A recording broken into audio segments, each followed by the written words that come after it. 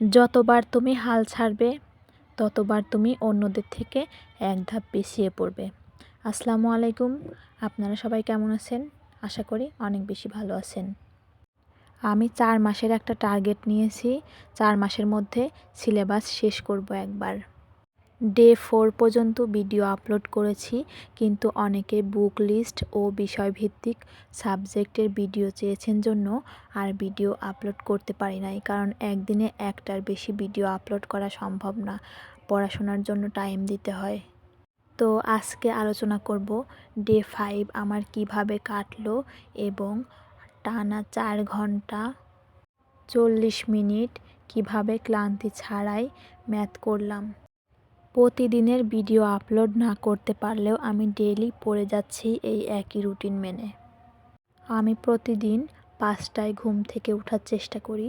5টায় ঘুম থেকে উঠে ফ্রেশ হয়ে নামাজ আদায় করে 5টা 25 থেকে পড়া শুরু করেছিলাম। প্রথমে আমি গণিত করি। প্রথমে গণিত করেছিলাম 5টা 25 থেকে 10টা পর্যন্ত প্রায়। 10টার পর থেকে আনুষঙ্গিক যে কাজগুলো ছিল ওইগুলো এবং খাবার খাওয়া সেরে নিই। তারপর 11টা থেকে 1টা 15 পর্যন্ত পড়েছিলাম বাংলা ব্যাকরণ মুখস্থ অংশ, সমার্থক শব্দের 2টা, কন্যা ও কবুতর। এক কথায় প্রকাশ 15টা পড়েছিলাম। পরের এক কথায় প্রকাশ সমার্থক শব্দ যে পর্যন্ত শেষ হবে না সিরিয়াল আমি এভাবে পড়ে যাব। বাংলা ব্যাকরণের মুখস্থ অংশ অনেক বেশি গুরুত্বপূর্ণ, কারণ 3 থেকে 4 মার্কের কোশ্চিন বাংলা ব্যাকরণের মুখস্থ অংশ থেকে আসে। এইটা জোর দিয়ে পড়া উচিত। বাংলা ব্যাকরণ শেষ করার পর ইংরেজি, ফ্রি হ্যান্ড রাইটিং এবং গ্রামার অংশ পড়েছিলাম। গ্রামার অংশে নাম্বার চ্যাপ্টারটা পড়েছিলাম। নাম্বার অনেক বেশি গুরুত্বপূর্ণ। নাম্বার থেকে প্রতি বছরই কোশ্চিন আসে একটা করে। নাম্বার আর জেন্ডার এই দুটার মধ্যে না হয় নাম্বার আসে, না হয় জেন্ডার আসে, এইভাবে করে কোশ্চিন আসে। আর নাম্বার চ্যাপ্টারটা এমনিতেও গুরুত্বপূর্ণ, কারণ ভার্বের সঙ্গে সম্পর্ক আছে। কোনটা সিঙ্গুলার নাম্বার, কোনটা প্লুরাল নাম্বার, এটা যদি আমরা না বুঝি তাহলে আমরা ভার্বে যাই ভুল করি, কারণ ভার্বের ফর্ম কখনো সিঙ্গুলার দিতে হয়, কখনো প্লুরাল দিতে হয়। আমরা যদি নাম্বার না বুঝি তাহলে আমরা ভার্বে যাই ভুল করব। এই জন্য নাম্বার চ্যাপ্টারটা অনেক সুন্দর করে নোট করাটা পড়ে নিয়েছি। ফ্রি হ্যান্ড রাইটিং চর্চা করেছিলাম 1 ঘন্টা মতো। তারপর আমি সারাদিনে আর পড়াশোনা করি নাই। সন্ধ্যার পর 6টা থেকে সন্ধি এবং উক্তি এই 2টা চ্যাপ্টার পড়েছিলাম। সন্ধি অনেক বেশি গুরুত্বপূর্ণ। বিসিএস সহ যে কোনো চাকরি পরীক্ষায় সন্ধি থেকে অনেক বেশি কোশ্চিন হয়, এই জন্য সন্ধির উপর একটু জোর দিয়ে পড়তে হবে।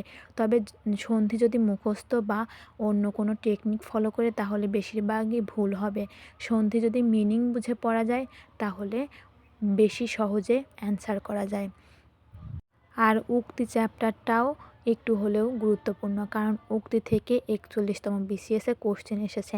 অনেকে কম গুরুত্বপূর্ণ চ্যাপ্টারগুলো স্কিপ করে যায়, কিন্তু আমাদের উচিত কম গুরুত্বপূর্ণ চ্যাপ্টারগুলোর উপরও একটু হলেও জোর দেয়া, কারণ ওইখান থেকে প্রতি বছর কোশ্চেন না হলেও 2-1 বছর পর, 2-3 বছর পর কোশ্চেন হয়। আর বেশি গুরুত্বপূর্ণ চ্যাপ্টারগুলোর মধ্যে তো জোর দিতেই হবে। কম গুরুত্বপূর্ণ চ্যাপ্টারের জন্য ধারণা রাখা উচিত। তো আমি এইভাবে বাংলা, ইংলিশ, ম্যাথ কোনো শর্টকাট ছাড়া বিস্তারিতভাবে পড়ার চেষ্টা করি। বাংলা ব্যাকরণ এই 2টা টপিক শেষ হওয়ার পর মেমোরাইজিং অংশ দিনের বেলায় পড়তে পারছিলাম না, ওইটা শেষ করি। মেমোরাইজিং অংশের মধ্যে পড়েছিলাম অ্যাপ্রোপ্রিয়েট প্রিপোজিশন 15টা, কনজুগেশন অফ ভার্ব 15টা। অ্যাপ্রোপ্রিয়েট প্রিপোজিশন মুখস্থ রাখতে হয়। অ্যাপ্রোপ্রিয়েট প্রিপোজিশন অনেক বেশি কাজে লাগে একটা সেন্টেন্স তৈরিতে। এরপর এখন বলি গণিত আমি একটানা 4 ঘন্টা কোনো ক্লান্তি ছাড়াই কিভাবে নোট করেছি। আমি গণিতের ত্রিভুজ চ্যাপ্টারটা অনেক সুন্দর করে নোট করার চেষ্টা করেছি। ত্রিভুজের খুঁটিনাটি কিসের থেকে কোশ্চেন আসে, কোন কোশ্চেন বেশি হয় সেটা প্রথমে অ্যানালাইসিস করে দেখেছি অধ্যায় শেষে বিগত প্রশ্ন থেকে।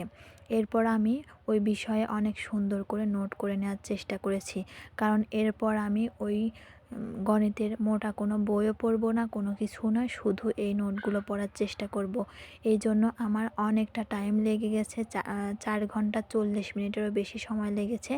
আমি বুঝতেই পারি নাই। অনেকে বলে গণিত একাধারে 2-3 ঘন্টা করতে পারি না। আসলে এইগুলো কোনো ব্যাপারই না। আপনার মধ্যে যদি জেদ থাকে, পজিটিভ জেদ, নেগেটিভ না। আপনি যদি জেদ করেন যে আমি এই কাজটা এই 3 ঘন্টা সময়ের মধ্যে বা 4 ঘন্টা সময়ের মধ্যে বা এই কাজটা শেষ করে তারপর উঠব, তাহলে আপনি পারবেন। এই রকম জেদ থাকলে যে কোনো জায়গায়, যে কোনো প্রস্তুতিতে আপনার অন্যদের থেকে অনেক অংশে এগিয়ে থাকবেন। আমি চেষ্টা করেছি ত্রিভুজের অধিকাংশ যেসব কোশ্চেনগুলো আমি পারবো, পরবর্তীতে একবার দেখলে আমি বুঝে যাব, সেইগুলো আমি নোট করি নাই। আমি নোট করেছি গুরুত্বপূর্ণ আসার মতো, এবং আমার ওইগুলো এর পরের বারও পড়তে হবে। একবার পড়ে আমার মনে থাকবে না, ওইগুলো আমি নোট করে নেওয়ার চেষ্টা করেছি। তো এইগুলো নোট করতে আমার অনেকটা টাইম লেগেছে। আমি ধৈর্য ধরে নোট করার চেষ্টা করেছি। একটা অধ্যায় আমার সম্পূর্ণ নোট করা হয়ে গিয়েছে। ত্রিভুজ চ্যাপ্টার থেকে সমকোণী ত্রিভুজ, সমদ্বিবাহু ত্রিভুজ, এইগুলোর বেশি কোশ্চিন হয়।